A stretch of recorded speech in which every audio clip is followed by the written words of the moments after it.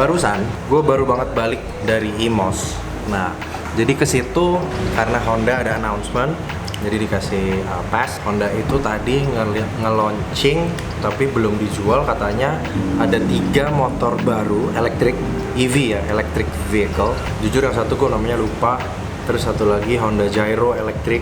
Jadi Gyro yang kayak motor Dendim itu yang ban belakangnya tegak lurus tapi motornya gini. Terus ada lagi satu lagi PCX elektrik.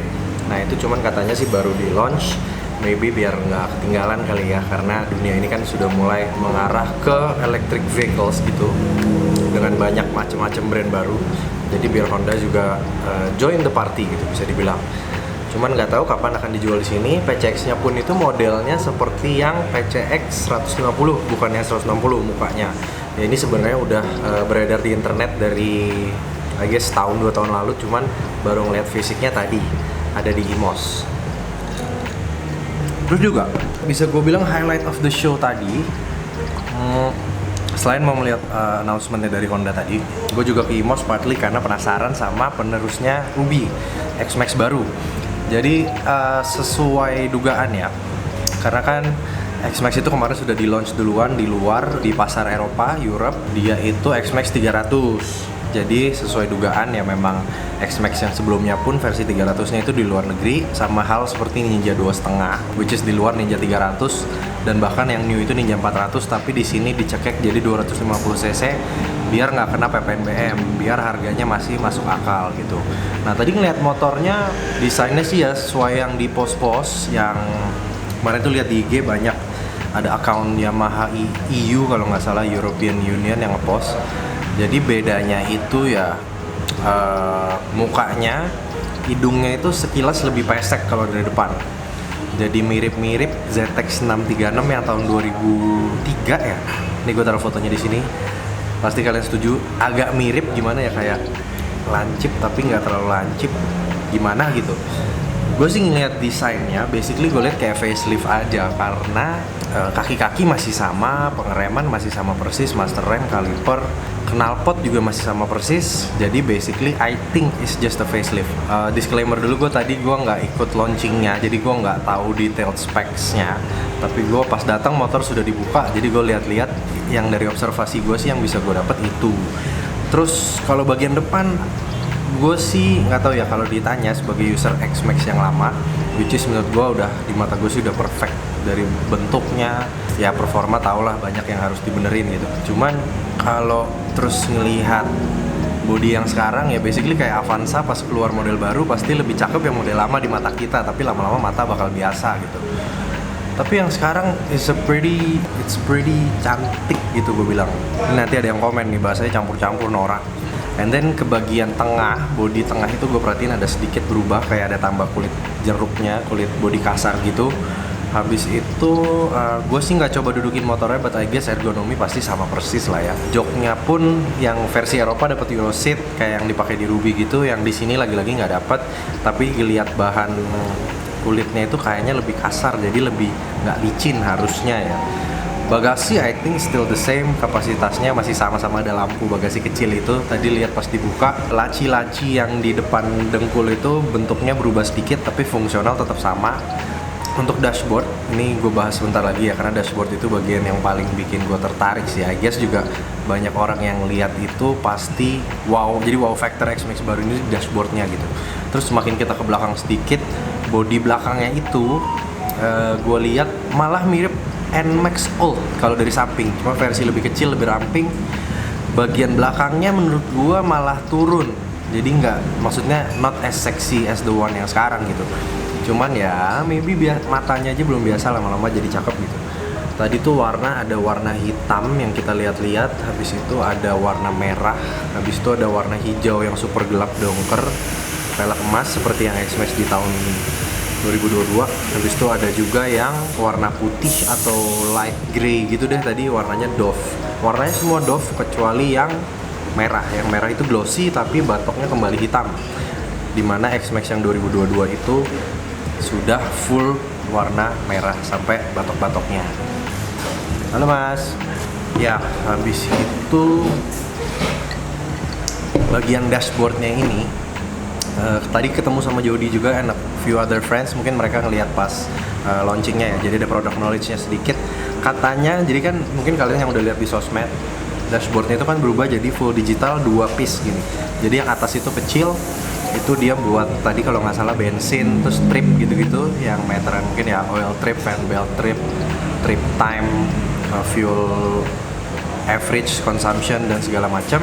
Terus dashboardnya itu yang bagian bawah yang besar itu, ngelihat dari post-post di IG sebelumnya pas launching di EU tadi gue bilang, kayak ada beberapa foto dengan beberapa tampilan yang beda. Jadi assumingly itu udah full TFT display dan memang bisa customizable, beda-beda look tergantung mode gitu. Bener, yang bawah itu malah denger-denger tadi ngobrol sama beberapa temen yang mungkin lihat launchingnya, katanya by Garmin.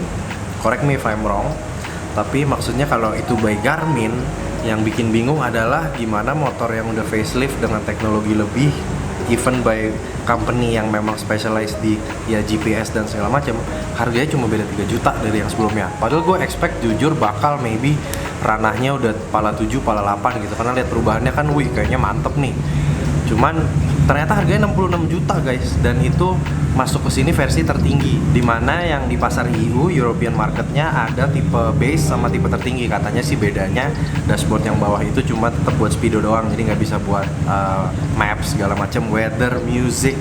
Nah ini yang gue semakin kagum tuh, bagian speedonya itu bisa nggak as simple as kalau yang Aerox and Max ya kan, maksudnya kelasnya juga beda sama X-Max, tapi dia itu cuman ada kayak kalau ada telepon ada notif kayak gitu-gitu. Kalau ini bener-bener full color TFT screen, dan itu tadi gue go through the modes, ada bahkan weather, ada navigation ya, peta, ada music. Jadi mulai kayak motor-motor zaman sekarang yang high end gitu, kayak motor-motor BMW sekarang. Jadi lu connect ke intercom device lo atau connect ke HP lo via Bluetooth, terus lu bisa kontrol itu dari dashboard motornya.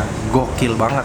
Dengan harga cuman ya, I say cuman 66 juta itu duit yang banyak, tapi maksudnya dibanding X-Max yang sebelumnya, terakhir itu kan harga 63-an lah, 62, 63. Ini cuma beda 3-4 juta, kita bisa dapetin fitur yang segitu wow-nya menurut gua.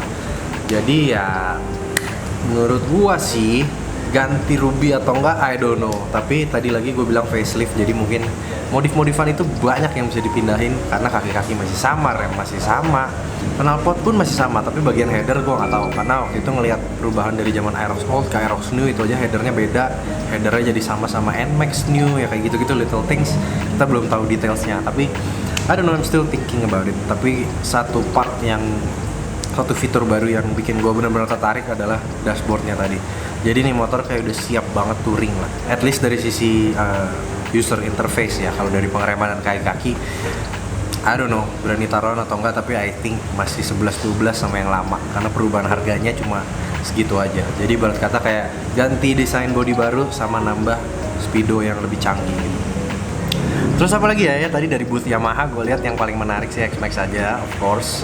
Habis itu di sebelahnya itu tadi ada yang EV-nya Yamaha E01 kalau nggak salah. Bentuknya juga out of the box, lampunya kayak R6 R1 yang di bawah body gitu, kayak ikan lele ya, kayak apa ya, Oh ya, kembali ke booth Honda, tadi juga lihat ada beberapa motor baru selain yang 3 EV tadi. Ada Scoopy yang baru yang warna military green, terus ada Honda Dex.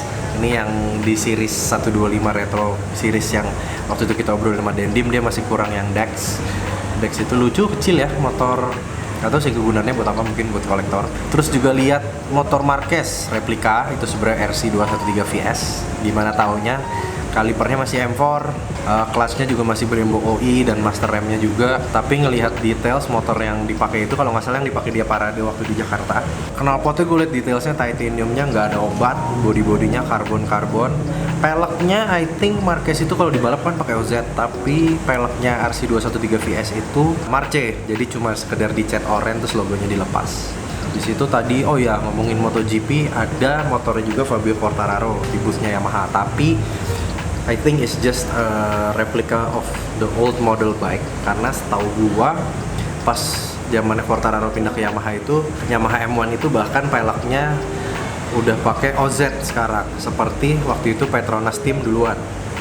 Tapi motor yang tadi masih pakai MFR wheels apa MFR kalau gua nggak salah. Soalnya waktu itu gue pernah googling kok, gue penasaran ya peleknya Yamaha sama Suzuki di MotoGP pada tahun itu paling nggak umum, bukan OZ, bukan Marce, bukan OZ, shameless plug. Tapi ini peleknya beda sendiri, gue googling ketemu mereknya MFR itu kalau nggak salah. Cuma warnanya aja disamain, karena kan yang dulu zaman Rossi sama Maverick pakainya warna hitam, tadi dibikin warna black chrome gitu kayak warna Quartararo sekarang. Kalipernya Brembo nggak tahu apa, karena Brembo itu kalau yang udah kelas tinggi kayak nggak ada namanya gitu, mereka evolve terus tiap tahun, mungkin disebutnya Brembo MotoGP atau apa, tapi di MotoGP pun banyak tipenya, bingung juga ya. Terus disc brake carbon, lihat langsung wow banget. Master rem Brembo GP, harganya 36 juta, dan fun fact bisa dibeli publik. Jadi USBK MotoGP pakai itu, kita juga bisa beli kalau ada duitnya. Habis itu master rem belakang bila knalpot, kayaknya itu mirip merek Sakura yang dulu dipakai Morbidelli pas masih di Petronas, which is merek yang dijual di dealer Yamaha buat N15 gitu-gitu, yang kayak slash cut. Terus ada mesh grill honeycomb gitu, tapi kayaknya tadi Acra harusnya. Dashboardnya, oh ya, dashboardnya speedometernya masih pakai 2D yang gede. Nah, dimana motor Yamaha sekarang kalau kita lihat mereka dari shoulder cam, speedometernya itu kecil banget, jadi benar-benar kotak gini, cuma informasi penting-penting doang. Terus geser ke booth sebelah, tadi juga lihat motor listrik, ibarat kata moge listrik Energica Ego, keren banget ngeliat aslinya. Ya Imos kecil sih tahun ini ya, not that much booth sih. Di luar itu booth helm, tools gitu-gitu.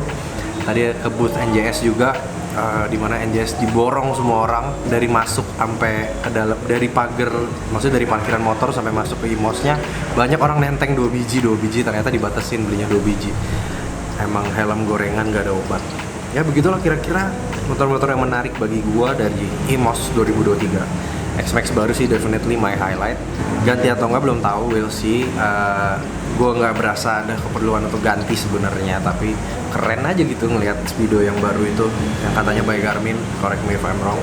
Ya begitulah, seret juga ya ngomong dari tadi. Ya kalau gitu mungkin videonya sampai sini dulu aja guys. Ini mau langsung gue edit biar upload sekarang juga di hari yang sama, di hari pertama Imos. Seperti biasa kalian jangan lupa like, comment, share, dan juga subscribe. Nah kalau buat kalian motor, at least dari video ini, menurut kalian yang paling menarik apa? Menurut gue sih pasti maybe jawabannya paling banyak X-Max kali ya. Oh well, ya udah begitu. As always, I thank you guys for watching. Until next time.